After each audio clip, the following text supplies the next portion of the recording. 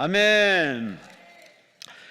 이 저녁에는 오늘 본문 말씀을 가지고 흥왕하게 하는 사람, 흥왕하게 하는 사람이란 제목으로 함께 은혜의 말씀을 나누고 통성으로 기도하겠습니다. 흥왕하게 하는 사람, 흥왕하게 하는 사람. 이 지구촌에 참 사람이 많습니다. 대한민국도 5천만입니다. 물론 갈수록 이제 인구가 줄지만은 그래도 5천만입니다. 참 많습니다.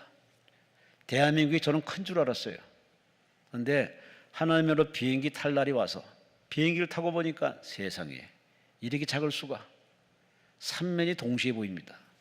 참 작은 나라, 좁은 나라. 그럼에도 불구하고 지금껏 이 나라가 버티는 거 보면 참 신기합니다. 이 지구촌에 사람이 많듯 대한민국에 사람이 많듯 사람은 사람이로되 분명히 사람인데 사람답게 사는 사람이 있고 사람답게 살지 못한 사람도 참 많습니다. 흑색인, 황색인, 백색인, 피부 색깔은 달라도 다 사람인데 사람이 사람답게 살면 얼마나 세상이 아름답겠습니까? 근데 사람들이 사람답게 살기를 자꾸 포기합니다. 욕심을 부리고 거짓말하고 사기치고 부끄럽게 살고 배려할 줄 모르고 자기만 알고 뭐 때가 돼서 그렇으니 몰라도 사람의 마음이 예전 같지가 않은 것 같습니다. 어떡하면지 같은 아파트에 살아도 앞집이 누구니도 물어볼 사이도 없습니다. 뭐 번체만체하고 참 갈수록 삭막한 시대로 살아가고 있습니다. 이런 상황일지라도 말세의 징후에 이런 일들이 있다 하더라도 예수 믿는 사람은 좀 달라야 될 거 아닙니까? 그 사람들은 그렇게 살더라도 예수 믿는 사람은, 거듭난 사람은 예수님을 나의 신랑으로 믿는 신부라면은, 하나님을 내 아버지로 믿는 주의 자녀라면은, 성령으로 인침받은 영의 사람이라면은 좀 달라야 될 거 아닙니까? 말이 다르고 매너가 다르고 뭔가 스타일이 다르고 하다못해 향기까지 다를 정도로 뭔가 이렇게 다른 구별된 모습이 나타나야 되는데 그런 게 없는 것 같습니다. 경계선도 없어요. 선도 없어요. 똑같아요. 물론 오늘 출석한 여러분이야 좀 말씀대로 살고 기도한 대로 살고 성령의 이끌림받아 사는 영의 사람이라 믿습니다. 그 마음 그 초심 잃지 마시고 하나님 나라 할 때까지 흔들리지 마시고 끝까지 하나님을 잘 믿어서 천국에 쑥 들어가서 이 땅에서 수고한 대로 상 받으세요. 면류관 받으세요. 칭찬 받으시기를 주의 이름으로 축원합니다. 어떤 사람들은 인간을 네 종류로, 삶의 유형을 네 종류로 이렇게 구분했더라고요. 첫째가 개미 같은 사람, 미래 준비하면서 열심히 일하는, 근로하는 사람, 부지런한 사람. 또 한 사람은 매미 같은 사람, 놀기만 해, 울기만 해, 자기 과시만 하고 울기만 하지 뭐 아무런 도움 주지 못하는 매미 같은 사람. 그리고 거미 같은 사람도 있어요. 거미줄 이렇게 쳐놓고서 걸려라, 너도 걸리고 너도 걸리라, 걸리면 다 내 거다. 그래서 아주 사기성이 농후한 사람들. 그런가 하면은 꿀벌 같은 사람이 있어요.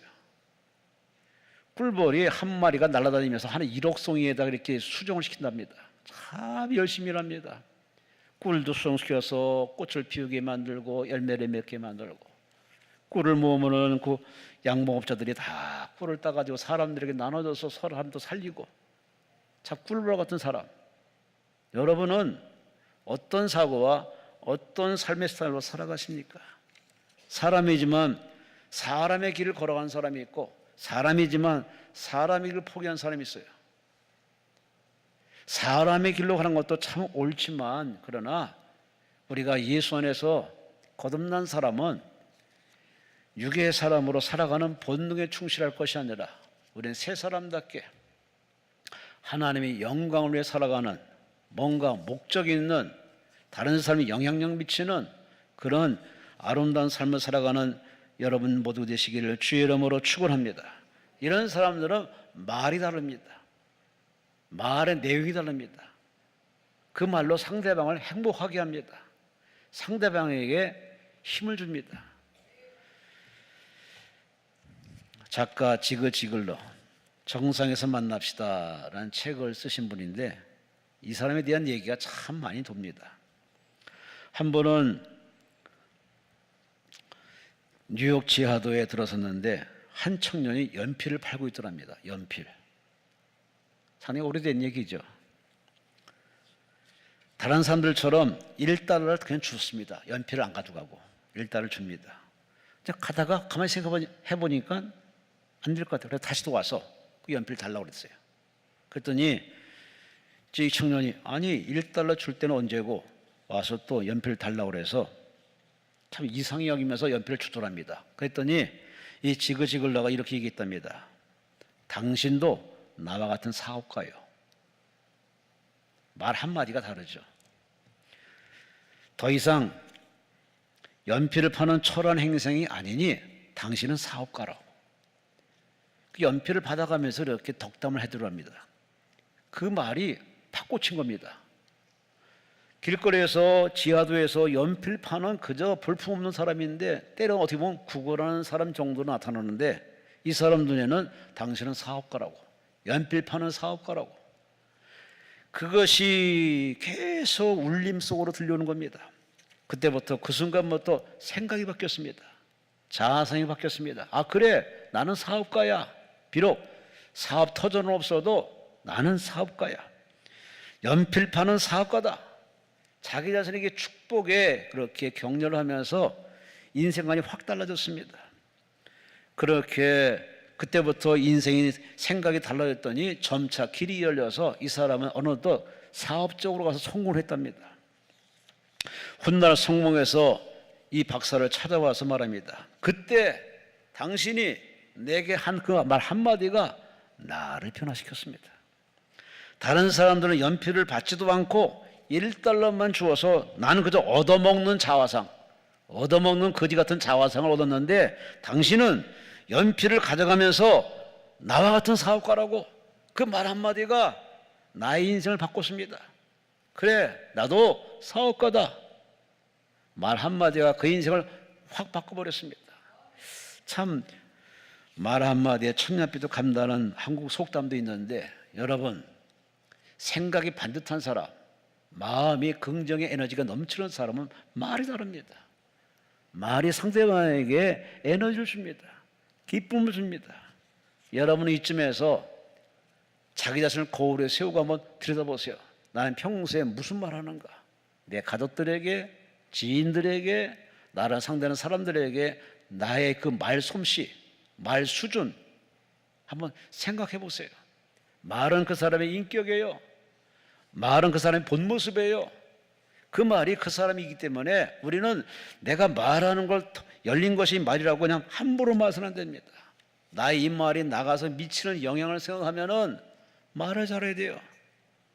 여러분은 이번 금식하며 기도하며 예배드리면서 여러분의 언어가 교정이 되어서 할렐루야 할렐루야 그저 제대로 알지 못하면서 함부로 아는 척하는 말, 떠버리는 말, 수군수군대는 말, 거짓말하고 그런 추악한 말하기보다는 여러분이 상대방을 살리면 그 사람이 살아나면은 나한테 도움이 되고 사회가 훈훈해지고 국가가 발전한 거 아니겠습니까?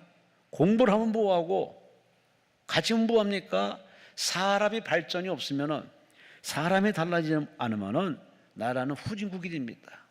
기대가 결코 있을 수가 없죠. 오늘 본문에 바로 그와 유사한 사람이 등장합니다. 그 사람은 주인공 느헤미야입니다. 느헤미야 일찍이 바벨론이 남유다의 폭삭 망해가지고 북왕국이 아수르에 망하고 남유다도 형제 나라가 망했으면 정신 차려야 되는데 여전히 정신 못 차리고 우상 숭배하고 거짓 선자 말을 믿고 그렇게 나라가 도탄에 빠짐에 에레미야가 눈물 뿌려 백성들에게 회개를 촉구합니다. 그래도 회개할 마음이 없어요. 끝내 바벨론 나라가 쳐들어와서 나라를 완전히 불태워버립니다. 성전을 불태워버리고 돌 하나 돌 위에 남지 못하게 다 무너뜨리고 제사장이 죽고 대항하는 사람을 죽고 도망가는 사람을 추적해서 끝까지 잡아내고, 그래서 항복한 사람만 다 쇠고랑차고 바벨론에 끌려갑니다. 그 끌려온 사람 중에 한 사람이 누구냐? 느헤미야예요. 느헤미야는 바벨론에 끌려왔지만 워낙 영특한 사람이고 지혜로운 사람이라 딱 보고서 이놈은 쓸모있구나, 나라에 쓸모있는 사람이다. 그래서 바벨론 나라의 왕의 옆에서, 그 이방 나라 왕 앞에서 이렇게 섬기는 사람으로 살아왔습니다. 어느덧 그가 인정받아서 중직에 빠져서 왕도 인정하고 신하들 인정할 정도로 대단한 실력자가 됐습니다. 근데 느헤미야에게는 한 가지 고민이 있습니다. 인기가 올라갈수록, 삶이 편안할수록 마음 한구석에 허전함이 있습니다. 뭐냐? 나라가 망한 겁니다. 성전이 불탄 겁니다. 자기 동족들에게 들려오는 소식을 보니 나라가 망하고 성전이 불탄 데 불구하고 여전히 그걸 재건하지 못하고, 재건할 의도도 없고 재건할 마음도 없고 망한 채로 내버려둔 그 현실 앞에 호의호식하는 자기 자신이 너무 창피한 겁니다. 마음이 안 좋은 겁니다. 하나님 앞에 죄송한 겁니다. 어느 날 고민해가지고서 고민하는 모습 보였더니 그때 왕의 눈에 탁 띈 겁니다. 왕이 뭘 근심할 거리 있냐? 왜 얼굴에 수심이 가득하냐? 라고 묻는 그 왕 앞에 그는 잠시 속으로 기도하고 난 뒤에 이 왕에게 말합니다. 왕이여, 내가 왕 앞에 이렇게 인정받았으면 제가 하나의 청이 있습니다. 그 말 앞에 왕이 선뜻, 그래, 네 청이 뭐냐? 예, 제 나라가 망했는데, 성전이 불탔는데 들리는 소식에 어느 누구도 재건 안 한답니다. 제가 가서 재건할 수 있도록 기회를 달라고. 평소에 왕에게 신임었던 이 느헤미야의 그 말 앞에 왕은 미루지 않고 바로 즉시 허락합니다. 무엇이 필요하냐? 원하는 대로 가져가라. 그래서 왕의 승낙과 허락을 받고서 그는 고향 땅에 와서 성전을 재건하는 모습을 보여줍니다. 142년 동안 성전이 방치됐어요. 100년하고도 42년. 그런데 이 느헤미야는 52일 만에 성전을 져버렸어요. 성벽을 세웠어요. 나라를 세웠어요. 대단한 역사입니다. 말이 안 되는 얘기입니다. 140년 동안 방치된 이 나라와 성전이 50일 만에 다락져가지고서 하나님 앞에 이렇게 영광을 했던 이 느헤미야 모습. 이 느헤미야가 이 고향 땅에 왔을 적에 이 고향을 통치하는 사람들이 있습니다. 바로 호른 사람 산발랏, 또 암몬 사람 도비야가 이 느헤미야가 등장하니까 충격을 받은 겁니다. 왜? 저 사람은 일반적인 사람이 아니라 여기 말씀 보니 이스라엘 자손을 흥왕하게 하려는 사람. 흥왕하게 한다 하는 말은 히브리 말로 레바케시토바, 이 말은 물질적인 풍요와 안정을 주는 사람, 한마디로 성공케 하는 사람이라는 거죠. 형통케 하는 사람이라는 거죠. 저 사람이 와서는 이제는 이스라엘 백성들이 다시 흥왕하고 잘 될 것이라는 이 두려움에 저들이 근심하는 모습을 오늘 성경에 보여줍니다. 여러분, 사람이 사람을 볼 때 저 사람은 흥왕케 하는 사람, 남을 성공케 하는 사람, 다른 사람에게 행복을 주는 사람, 다른 사람에게 축복을 주는 사람이라고 인정받는 이 느헤미야, 대단하지 않습니까? 여러분, 다른 사람에게, 가족들에게, 지인들에게 어떤 사람이나 평가받습니까? 짐이 되는 사람, 민폐가 되는 사람, 가시가 되는 사람, 도움이 안 되는 사람, 그런 사람을 산다면 이거 참 부끄러운 거 아닙니까? 우리는 다른 사람들에게 도움되는 인생이 되어야 합니다.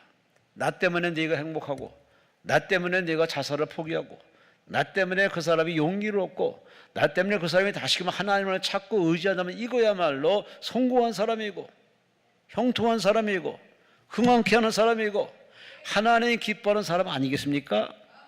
예수님이 가는 데마다 사람들을 흥왕케 하십니다. 가난한 자를 부유하게 하고, 눌린 자를 자유케 하고, 묶인 자에게 해방을 주고, 병든 자를 치료해 주고, 가정이 회복되게 만들고 빈 그물에 고기를 꽉 채워 행복하게 만들고 사람다운 사람 제자로 만드는 예수님의 이 행보를 보면은 마태, 마가, 누가, 요한 사복음서에 아주 아름다운 얘기가 기록되고 있습니다. 그 예수를 만난 사람이라면은, 그 예수의 이름으로 기도하는 사람이라면은, 그 예수를 나의 신랑으로 믿는 성도라면은 이 정도 느헤미야 같은 인생을 살아야 되는 거 아닙니까? 도움돼야지. 말 한마디라도, 손길 한 번이라도, 눈길 한 번이라도 그 사람에게 유익이 되고 도움이 된다면 이거야말로 예수같이 사는 사람이고 느헤미야처럼 사는 사람이고, 이 말세에 이런 사람들이 많아야 돼요. 네가 나한테 잘하면 나는 잘할게, 이거는 세상 논리예요. 예수께서 분명히 했습니다.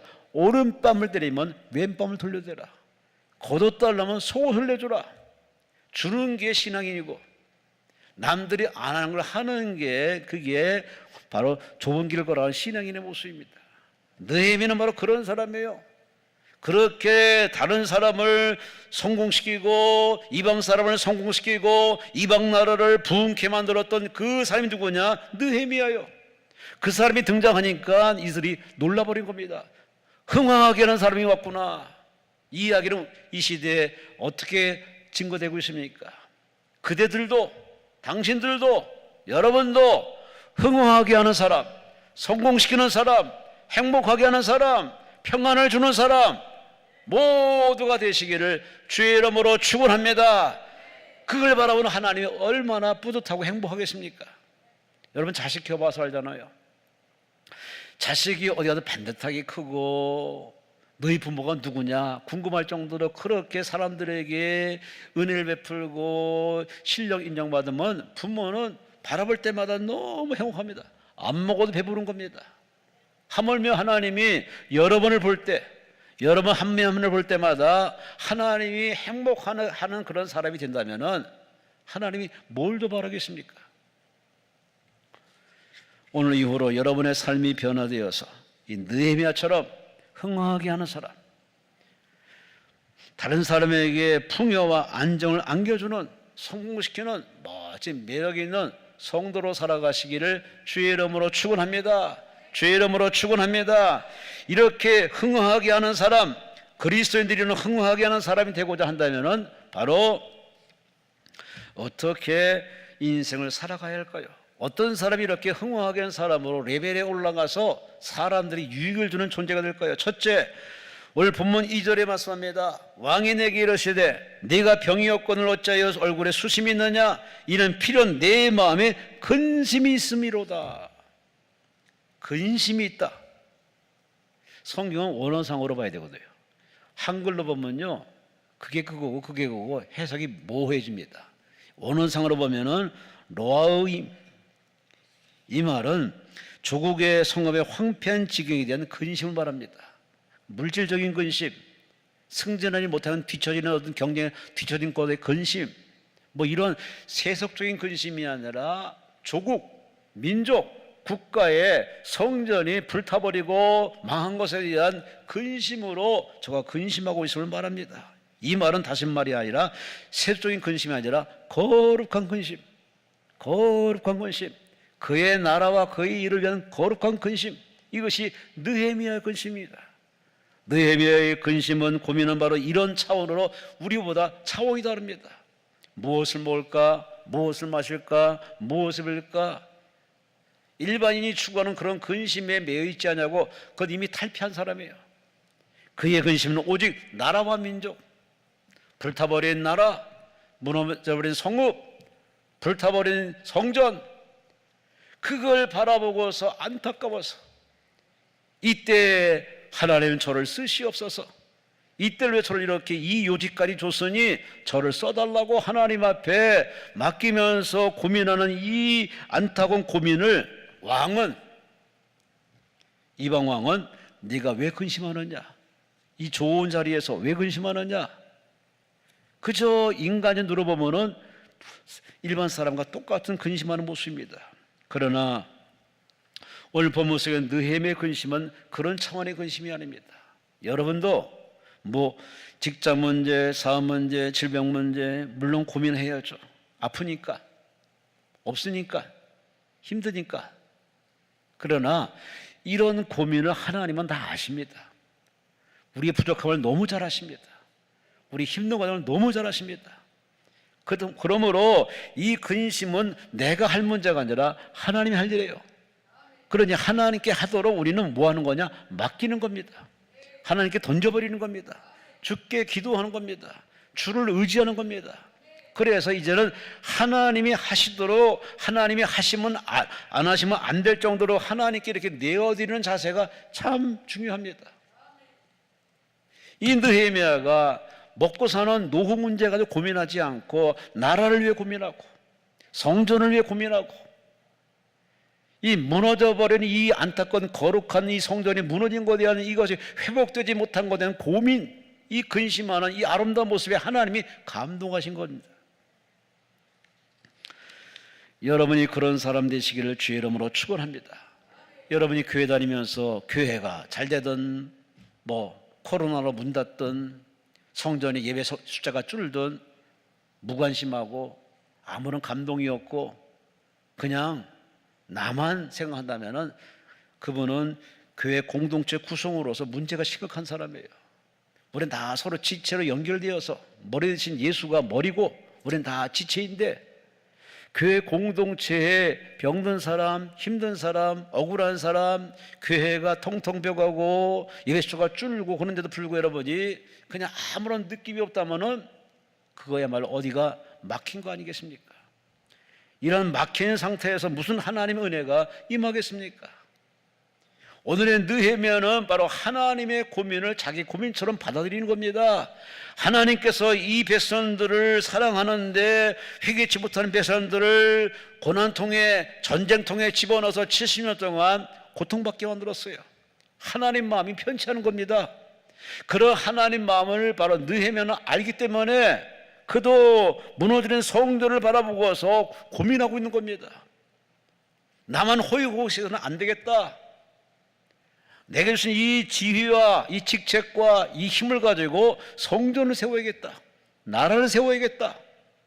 하지만 이 자기는 어쩔 수 없는 상황에서 안타깝게 고민하고 있는 겁니다. 그의 고민, 그의 근심은 인간적인 고민이 아니라 인간적인 근심이 아니라 거룩한 근심.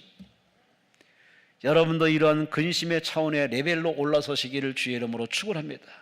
그렇게 신앙이 쑥쑥 올라가야 하나님과 소통이 잘 돼. 매일 저급하고 유치원적으로 맨날 그 모양으로 그 수준에 머무르면은요 기도가 올라가지 않으니 늘 불안불안한 겁니다. 살얼음판 걷듯이 신앙생활이 늘 전전긍긍입니다. 그러나 하나님과 소통이 되고 하나님 음성이 들려지고 하나님 마음을 갈파해서 그 하나님의 뜻대로 사는 이것이 익숙해서 생활화된 사람은요 기도가 달라요. 차원이 달라요. 여러분의 기도를 한번 끄집어내서 한번 글로 써보세요. 아니면 녹음을 해서 한번 들여다보세요. 나의 기도의 수준을 알 수 있어. 내가 하나님을 향하는 믿음의 수준이 백일하에 드러납니다. 교회, 나의 고민, 나의 사랑이라는 책을 쓴 필립 얀시. 그는 원래 교회를 아주 불필요한 존재로, 필요 없는 존재로 여겼던 교회 회의론자입니다. 그저 교회에 가도 그냥 구경꾼으로 앉는 사람이에요. 그냥 무슨 소리 하나 뭐 이 정도였습니다. 그랬던 이 사람이 교회를 옹호하며 이제는 구경꾼이 아니라 예배에 참여자로 완전히 바뀌었습니다. 그런 교회를 대하는 태도와 매너가 완전히 바뀌어버렸습니다. 그거 한마디로 거듭났다는 거죠. 회심했다는 거죠. 이분이 이렇게 변화되어서 이렇게 책에서 얘기합니다. 내가 무엇을 얻었는가가 아니라 오직 하나님이 기뻐하시는가. 나의 예배, 나의 기도, 나의 찬양을 하나님이 기뻐하셨을까. 전에는 네가 나한테 말해봐, 네가 내 응답해봐 이런 식이었는데 이제는 오히려 나의 지금 드리는 모든 예배와 찬양을 하나님이 기뻐하셨을까. 하나님 차원에서 해석을 하는 겁니다. 이 주님 만난 사람의 신앙의 레벨 수준이거든요. 교회가 존재하는 주된 이유는 사람들에게 즐거움을 제공하거나 약한 모습을 받아주거나 자존감을 세워주거나 우정을 북돋우는 게 아니라 그런 저급한 개념에서 예배가 아니라 바로 교회가 존재하는 것은 바로 하나님을 예배하는 그 자체에 있다. 교회는 하나님을 예배하는 곳이다. 그러므로 우리는 교회 오면서 어떤 기대감을 가지고 옵니다. 무슨 복을 받을까? 대개 이 복이라는 쪽으로 많이 쏠려 있습니다. 그러나 하나님과 소통하는 사람은 그런 건 이미 벗어났습니다. 하나님이 나의 이 기도를 받으실까? 하나님이 나의 예배를 기뻐 받으실까? 이제는 하나님의 마음을 들여다보는 정도로 바로 철이 든 거죠. 그래서 그는 말합니다.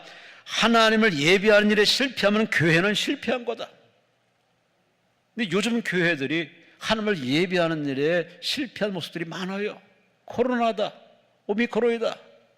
정부는 모이지 못하게 하고 그러다 보니 예배당 문을 달고 비대면 예배 드리면서 그것도 예배라고 말도 안 되는 성경이 없는 예배를 그렇게 드려왔어요.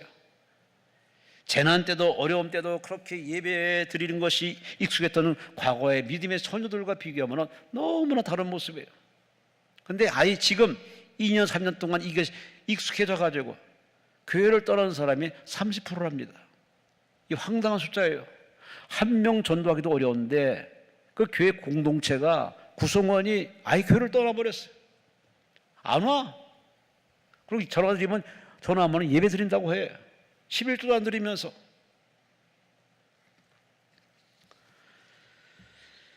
우리는 나의 입장, 나의 부족함을 놓고 나의 안 되는 문제 가지고 고민하는 그러한 고민에 초라한 인간적인 모습에서 이제 벗어날 때가 된 겁니다.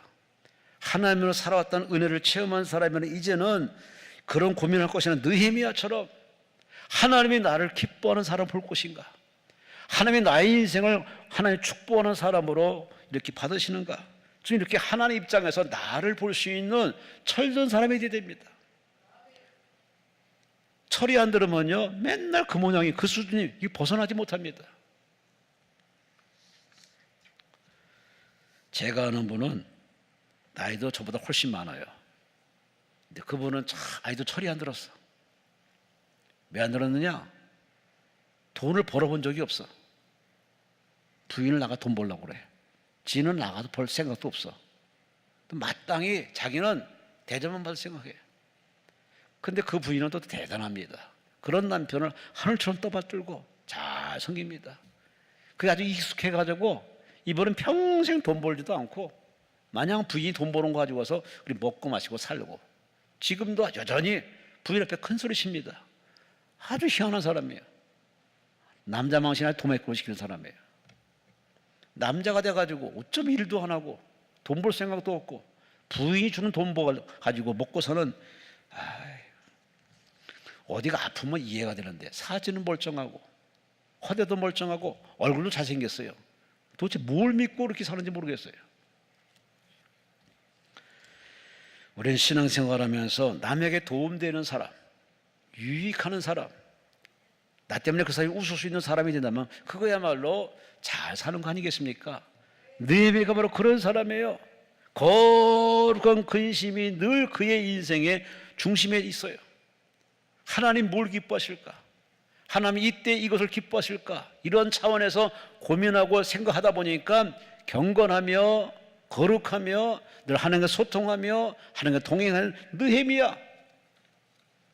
그래 이 사람에게 흥황케 하는 일은 이거는 당연히 일어나는 겁니다. 하나님과 소통하니 하나님이 그에게 천군 천사를 붙여주어서 하늘 일마다 형통하게 만들고 잘되게 만들고 여러분이 직장 생활하면 그 회사가 발전해야죠. 여러분 남의 가게에 가서 일하는 점원이라면 그 가게가 발전이 돼야죠.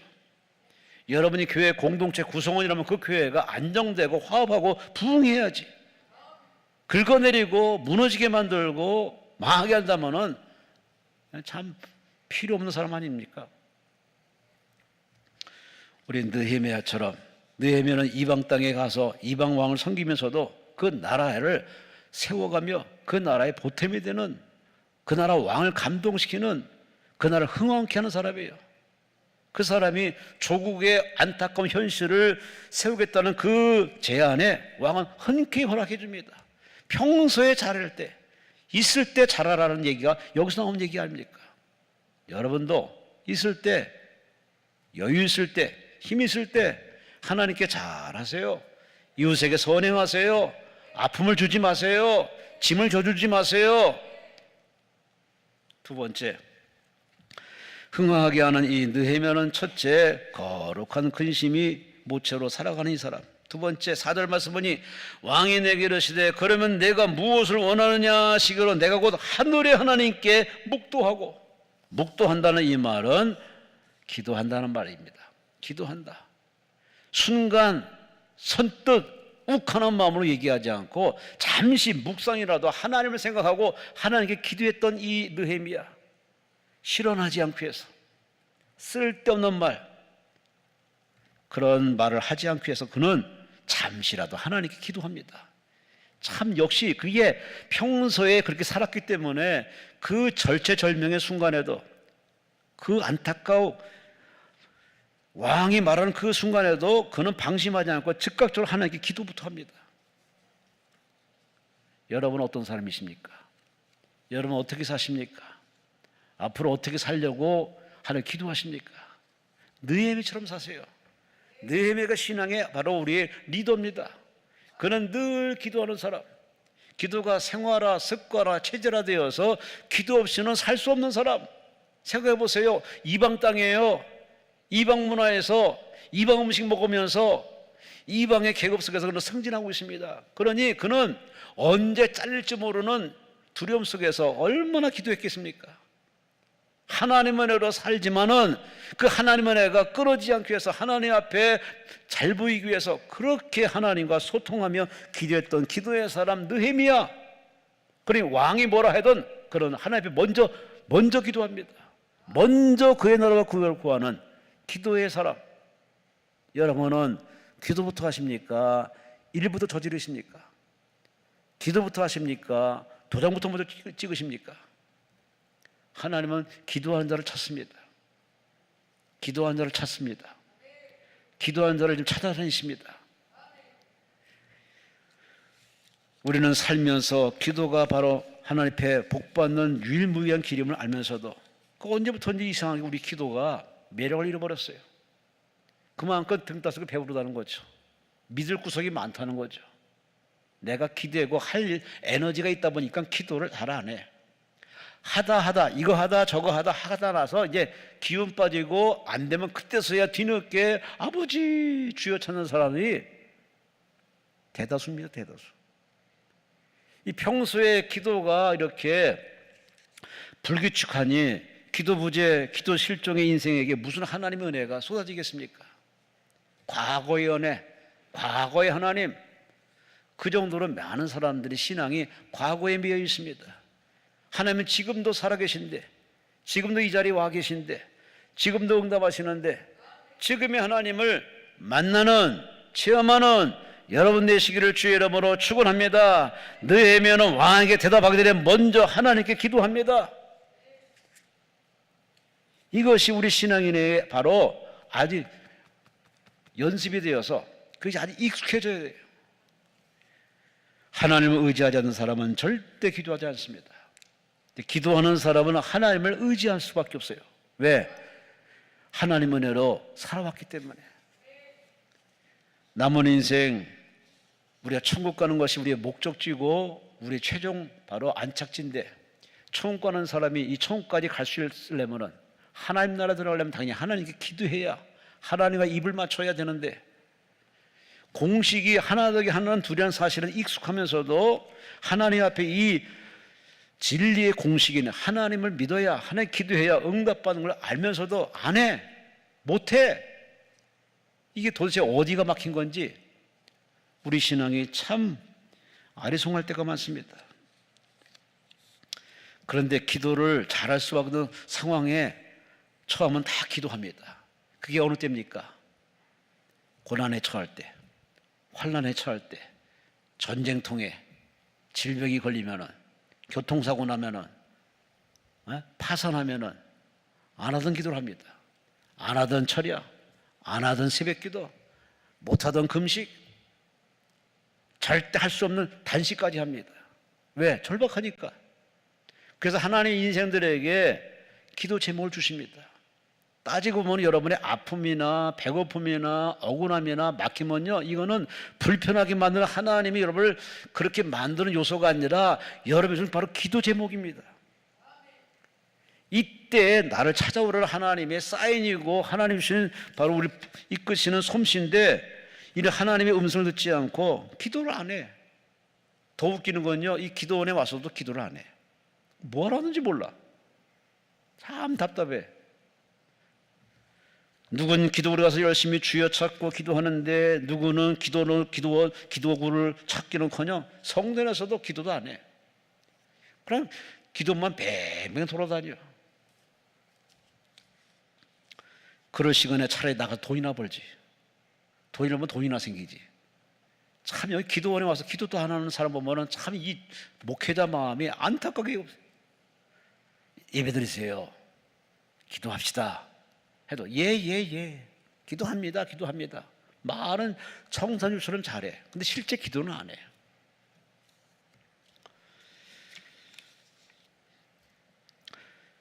삶과 자유라는 책이 있습니다. 데이브 헌트 씨가 쓴 책인데, 이 책에 보면은 기차를 운행하는 기관사가 기차를 출발하기 전에 예수 믿는 사람이라 그날따라 왠지 마음이 불안해. 여러분 이거 하나만 아세요. 마음이 불안하면요, 그건 하나님의 응답이 아닙니다. 마음이 불안하면은 어떤 것도 하지 마세요.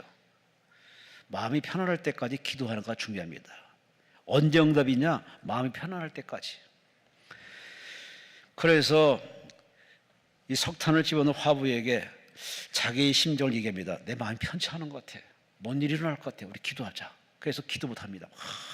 기도하고, 그러니 기관사가 기차를 운행해야 되지 않습니까? 하나님께 기도로 맡기고 이제 마음이 편안할 때까지 기도한 다음에 이제 시동 걸고 이제 출발합니다. 한참을 달려가는데 세상에 저 앞에 보니까 웬 사람이 막 달려오는 겁니다. 뭘 막 흔들면서 막 달려오는 겁니다. 보안지 사람이야. 그래서 브레이크를 급하게 밟았습니다. 밟고 드디어 섰습니다.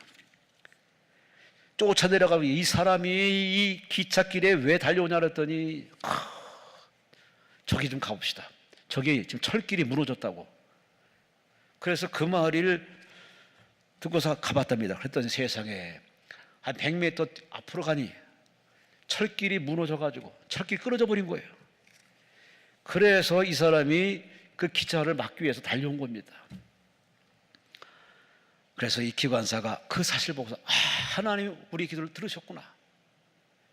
그런데 그 순간에 갑자기 생각난 게, 당신은 도대체 여기 왜 왔냐고, 누가 시켜서 왔냐고 그랬더니 이분이 하는 말이, 제가 아침에 이렇게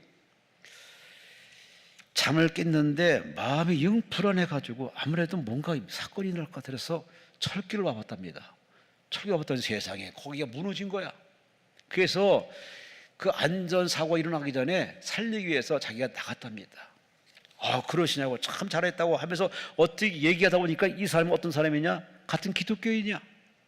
기도하는 사람이야. 기도하는 사람이 서로 통한 거예요. 여러분, 기도하는 사람은요, 하나님 미리 다 계시해 주시고 미리 다 보여주십니다. 아멘. 혼자 하시네.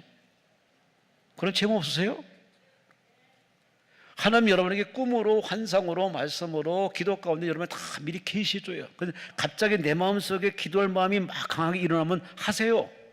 그게 바로 한 생명을 살리는 것이고, 한 버스를 살리는 것이고, 한 인생을 살리는 그러한 구원의 바로 하나님께 보이는 기도일 수도 있습니다. 기도는 이처럼 우리를 살리고 앞길을 열어주며 피할 길을 피하게 해주시는 축복인 줄 아시고, 잘 될 때도 기도하시고 안 될 때는 더 기도하시고 흥할 때는 더 기도하시고, 우리 하나님 나라 할 때까지 우리 할 일은 뭐냐? 첫째도 기도고, 둘째도 기도고, 마지막도 기도고. 왜 그러느냐? 예수님이 그렇게 살았기 때문에. 너희가 나를 따라오려느냐? 예, 그래. 그럼 내가 첫째 내 자신을 부정하고 내가 주는 십자가를 지고 따라오라. 그 십자가가 뭐냐? 바로 기도의 십자가예요. 기도의 십자가. 예수님은 기도하고 기도로 살다가 기도로 인생을 마감했어요. 지금도 하나님 보좌 우편에서 기도하고 계십니다. 기도 외에는 길이 없어요. 이런 이유는 기도 외에는 나가지 않는다. 귀신이 떠나가는 것도 바로 기도하는 사람에게는 귀신이 떠날 수밖에 없어요. 여기는 기도원, 금식하며 기도하는 강남금식기도원. 이곳에 많은 사람들이 와서 기도하고 금식하고 단식하고 통성기도하고 철야기도하고 새벽기도하고 작정기도하고 땀과 눈물이 젖어 있는 곳이 바로 이 베데스다 성전입니다. 여러분이 이 성전에서 은혜와 응답 받으시려면 느헤미야처럼 기도하세요. 시간만 나면 기도하세요. 기도를 언제까지 할까요? 답은 하나입니다. 응답 받을 때까지. 응답 받고 나서도 계속 기도를 해야 그 기도의 효력은 있어요. 응답 받을 때까지만 기도하고 응답 받고 난 다음에 기도 안 하는 사람은 하나님이 주신 축복의 의미를 모르는 사람이에요. 지속적으로 축복이 임하려면 기도는 끊어서는 안 돼요. 기도는 생명줄이에요. 부모가 엎드려 기도해야 자식이 앞길이 열리고 자식이 형통해요. 그 하나님 주신 원칙이에요. 지도자는 나라와 백성을 위해서 기도를 해야 돼요. 그것이 하나님 주시는 원칙이에요. 회사 사장은 회사 사원들을 위해서 기도를 해야 돼요. 그것이 회사 사장에서는 바로 축복의 바로 원칙이고 철칙이고 하나님 복신 통로예요. 목사는 그 교회 성도를 위해서 이름을 떠올리면서 기도할 수밖에 없어요. 기도하지 않고 어떻게 목회하나요? 기도하지 않고 어떻게 사업을 하나요? 기도하지 않고 어떻게 자식을 키우나요? 기도하지 않고 어떻게 자유를 누릴 수 있나요? 기도만이 하나님 앞에 은혜를 받을 수 있는 유일한 길을 아시고, 여러분 직분이 올라갈수록 연조가 깊어질수록 더 기도하시고 끝까지 기도하시고 느헤미야처럼 기도로 성공하시기를 주의 이름으로 축원합니다. 흥하게 하는 사람, 바로 거룩한 꿈에 하나님과 소통하는 사람, 두 번째 하나님 기도하는 사람, 마지막으로 8절에 보세요. 왕의 살림 감독 아삽에게 조서를 내리사 그가 성전에 속한 영문의 문과 성곽과 내가 들어갈 집을 위하여 들보를 쓸 제목을 내게 주옵소서 하며 내 하나님의 선한 손이 나를 도우심으로 왕이 허락하더라. 하나님의 선한 손이 나를 도우신다. 그래요. 그는 하나님을 믿는 것이 그냥 입술로 믿고 생각으로 믿고 하나님께 몸으로 믿지만, 그러나 그 믿음을 바로 믿음으로 끝난다면 무슨 효과가 있겠습니까? 결과가 나타나야지, 열매가 나타나야지. 그런 차원에서 느헤미야는 바로 하나님의 선한 손이 자기를 도움으로 반드시 왕이 허락하고 하나님이 모든 걸 도와주심을 통해서 성전을 세울 것을 그는 믿었어요. 하나님의 능력을 믿었어요. 하나님의 응답을 믿었어요. 하나님의 도우심을 믿었어요. 이 믿음이 그냥 믿습니다 하는 그걸 끝내는 게 아니라 생활 속에 믿었다는 얘기예요. 삶 속에 믿었다는 거예요. 응답한 것처럼, 해결된 것처럼 하나님에서 승리한 그런 모습으로 그렇게 생활의 본보기로 보였던 이 사람, 그는 하나님의 손이 하늘에 있지 않냐고 자기 삶에 간섭하시고 자기 손길을 통해서 자기 발걸음을 통해서 나타나는 바로 하나님의 임재를 믿고 있습니다. 하나님의 능력을 믿고 있습니다. 여러분은 하나님의 능력을 얼마나 믿으시나요? 이제 목요일마다 고정도로 오시는 방직일 목사님, 이 설교 때마다 하는 말이 있습니다. 자기는 믿음 있는 목사라고. 믿음 있는 목사라고. 실제 어머니의 그 믿음에 영향받으면서 믿음이 반듯하게 섰던 그 목사님의 간증을 들을 때마다 자기 자신은 다른 거 의지하지 않고 오직 하나님을 있는 그대로, 성경 그대로 믿는 목사라고. 이게 당연한데 그게 마치 새롭게 들리는 건 이유는 뭘까요? 그만큼 믿음 있는 사람을 보기가 어렵다는 거죠. 믿음 있는 사람을 찾기가 어렵다는 거죠. 학예사 예수님 당시에도 백부장의 믿음 보고 예수님이 감동하지 않습니까? 말씀 하나 없어서 말씀만 하시면은 내 집에 하인이 낫겠나이다. 그 믿음 앞에 예수님이 감동을 해가지고 놀래가지고 이만한 믿음을 보지 못했노라 칭찬하시고 그 소원을 이루신 것처럼, 그래요, 느헤미야 믿음 바로 보석 같은 믿음이에요. 진흙탕 속에, 황무지 속에 바로 빛나는 보석 같은 믿음이에요. 많은 유대인들이 있지만 어느 유대인들이 다 무늬만 유대인이에요. 달달달 외우는 암송은 잘해. 근데 그대로 살지는 않아. 오늘날 크리스찬이 그렇지 않습니까? 듣기는 잘 들어, 암송도 잘해. 성경 말씀 본문을 읽으면 오늘 설교가 1대지, 2대지, 3대지 어떻게 나올 것인가 나름대로 다 이렇게 벌써 설정이 돼 있어요. 그 정도로 신앙의 지적 수준이 높았어요. 그런데 하나님 요구하는 것은 지식인이 아니에요. 지식인이 아니라니까요. 하나님 원하는 사람은 깨달은 대로, 아는 대로, 들은 대로 그대로 사는 사람, 그대로 믿는 사람, 이런 사람을 하나님이 찾으십니다. 이런 사람의 손을 대면 그 손에 역사가 나타나요. 기적이 나타나요. 말대로 됩니다. 하나님이 믿는 사람을 찾으시는데 이 말세지 말에 믿는 자를 찾겠냐는 그 하나님의 안타까운 소리가 뭘 말합니까? 믿는 사람을 찾아보기가 어렵다는 거예요. 예배를 안 드려, 성경을 안 읽어, 성경도 안 들고 다녀, 기도까지 안 해. 뭘 믿겠다는 건지. 우리는 하나님 말씀을 전적으로 믿고 하나님께 한번 맡긴 거는 다시 끄집어내지 마시고 하나님이 하실 걸 믿고 기다리면 됩니다. 버티면 돼요. 감사하면 됩니다. 그러면 하나님이 때가 되어서 아름답게 해주십니다. 중국 선교사의 아버지 허드슨 테일러, 그는 동역자들과 함께 중국 오지에서 선교를 합니다. 선교지에서 목회하신 분들, 저도 많은 선교사들을 알고 있지만은 참 이게 오지 선교하는 사람들이 참 힘들어요. 특정 단체에서 도와주는 것도 없고 그냥 믿음으로 들어가서 기도로 맞부딪혀 가지고서 복음 전하는 그들 참 대단한. 그래서 그런 분들에게 사도행전 역사가 그대로 나타납니다. 약도 없고 의사도 없고 학교도 없는 곳에서 하나님이 즉각 응답들을 참 많이 합니다. 성경에 나타난 기적들이 많이 재현돼요.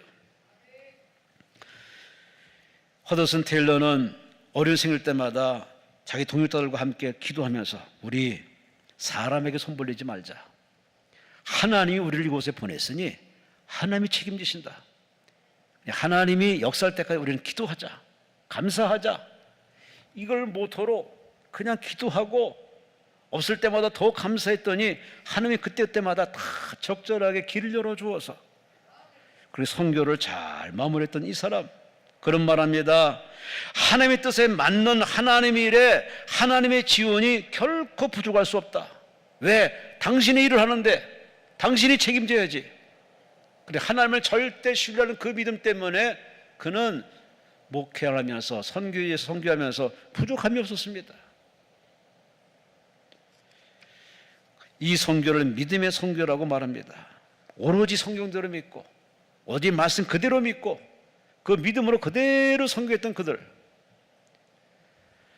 지금의 여러분의 신앙은 혹시 변질되지는 않으셨는지, 그 본 모습을 잃어버려서 자꾸 꾸미고 치장하고 화장하고 조명빨을 받는 그런 사람에게 맞춰주는 신앙 되지 마시고, 어차피 신앙 길은 고독한 길이에요.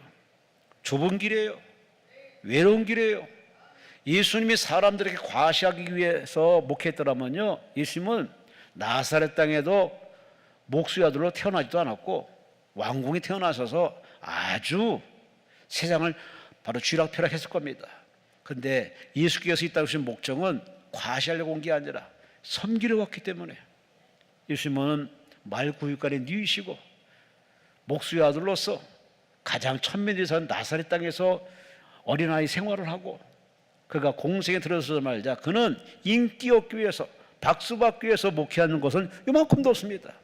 섬기며 양보하며 치료하며 살리며 복음 전하며 아버지 영광을 위해서 그렇게 살아갔던 예수님, 마지막에는 저 십자가 위에서 아가페 사랑, 여러분과 저를 만인을 구원하기 위해서 대속물로 주신 예수님, 그 덕에 우리가 구원받아서 그 덕에 우리가 천국 갈 수 있으니 그 은혜 받았으면 그 은혜 보답해서 하나님을 잘 믿어야 되는 거 아닙니까? 말세는 더 변종변이가 날뛸 겁니다. 잘 믿는 척, 잘 섬기는 척, 기도 잘하는 척, 설교 잘하는 척, 척병이 든 사람들이 더 많아질 겁니다. 더 세상을 쥐락펴락하는 그런 이단들이 더 많이 날뛸 겁니다. 그래서 여러분이 혹하고 넘어가지 마시고 말씀의 뿌리를 딱 박으시고 1.1도 더하지 하고 빼지 않는 하나님 앞에 성경 그대로 믿으시고 말씀 그대로 믿으시고 깨달은 대로 사세요. 들리는 대로 사세요. 하나님 말씀으로 잘 사셔서 이 느헤미야처럼 하나님의 선한 손이 지금도 나와 함께 한다는 믿음을 가지고 나는 나 홀로 사는 게 아니라 하나님이 지금 나와 함께 한다는 동행하시는 하나님을 인정하시고 고백하시고 그분께 맡기면 여러분의 삶의 현장은 기적의 현장이에요. 축복의 현장이에요. 간증의 현장이에요. 여러분의 빛난 모습 앞에 사람들이 하나님이 살아계시는구나, 하나님이 함께 하시는구나 간증이 되어서 수많은 영혼을 구원하는 전도의 사역자가 될 줄로 믿습니다. 이제 결론을 매듭 짓겠습니다. 그토록 오라는 140년 동안 뒤집는 성전이 느헤미야 한 사람으로 인해서 와락져서 52일 만에 확 져버렸어요. 이게 바로 우리에게 시사하는 게 뭡니까? 당신들은 어떤 사람이 되겠냐 묻는 겁니다. 정보를 탓하고 조직을 탓하고 누구를 탓하는 그런 비겁자 변명꾼 되지 말고 느헤미야처럼, 하나님 있는 느헤미야처럼 내 생각만 하지 말고 하나님 입장을 생각해보고 내가 고민할 것이 아니라 하나님께 물어보고 여쭤보고 기도하는 느헤미야처럼 하나님께 기도하시고, 무엇보다 하나님이 멀리서 이렇게 뭐 하나 지켜보지 않고 친히 임재하셔서 나를 도와주신 하나님, 하나님의 손길이 나를 붙잡아서 나를 성공케 하시는 그 하나님을 믿고 그 믿음으로 아멘하고 여러분이 생활 속에 실천하면은 여러분이 여지껏 맛보지 못한 기적과 이적과 축복을 경험하는 7월달, 8월달 2020년 천국 갈 때까지 여러분 삶께 하나님의 기적이 나타날 줄로 믿습니다. 무엇보다도 근본에 가진 여러분의 기도 제목 여기서 완전히 하나님께서 정리되시고 해결받아서 치료받아서 변화되시기 바랍니다. 응답받으시기 바랍니다. 해결받으시기 바랍니다. 주님 만나시기 바랍니다.